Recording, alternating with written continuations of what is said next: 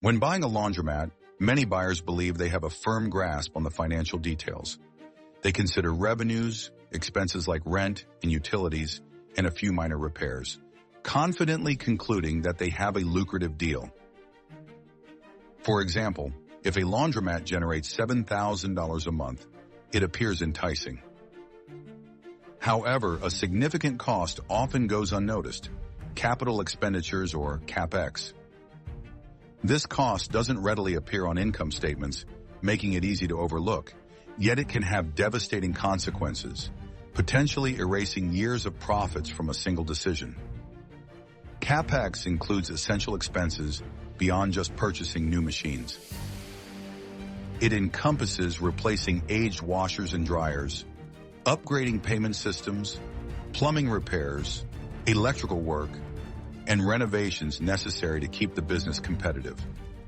Unfortunately, first-time buyers often underestimate this aspect because the machines seem functional at the outset.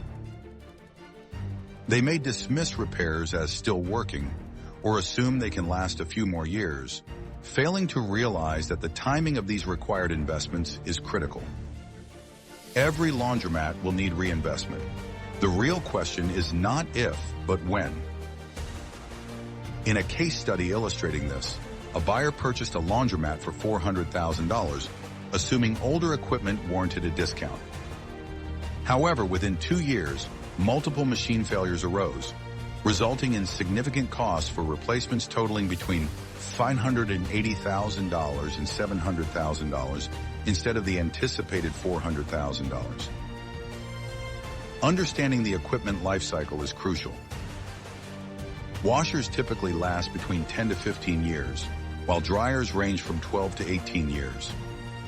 However, machines don't fail uniformly. They tend to malfunction gradually, leading to spikes in repair needs, culminating in major breakdowns. This hidden cost can drastically change profit margins if not factored in.